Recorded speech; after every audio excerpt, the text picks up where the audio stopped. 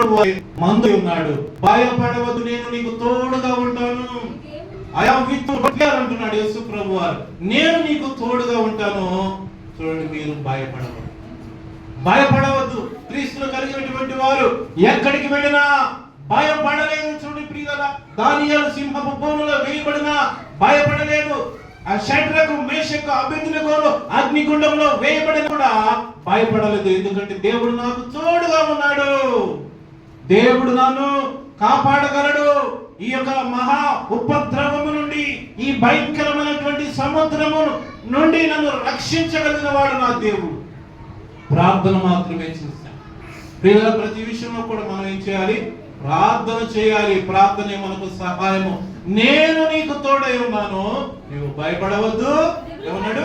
దిగులు పడవద్దు. చాలా మంది దిగులు, అయ్యో ఈ బిడ్డలు ఎలాగ పెంచాలి, వీళ్ళు ఎలాగ పెద్ద చేయాలి, వీరికి వివాహం ఎలాగ చేయాలి, వీరిని ఎలాగా మంచి కావలసిన ఈవులను నేను ఎలాగా సంపాదించాలి, ఎలాగ వీరి కొరకు ధనము సమకూర్చాలి. ఇదే చాలా మందికి దిగులు. ప్రియులారా, దిగులు పడవద్దు. దేవుడు నిన్ను పోషించగలడు.